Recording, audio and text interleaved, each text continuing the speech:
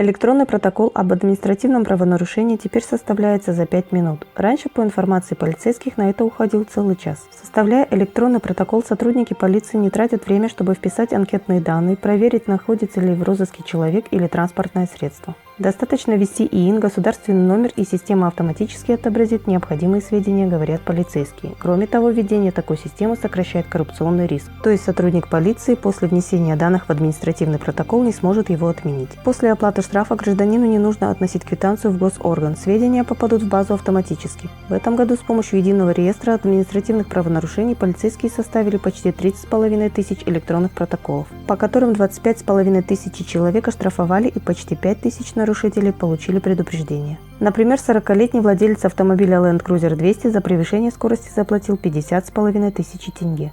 Также за управление транспортным средством без водительского удостоверения 40-летнего гражданина оштрафовали на 75,5 тысяч тенге. Общая сумма штрафов с начала года составила 178 миллионов тенге.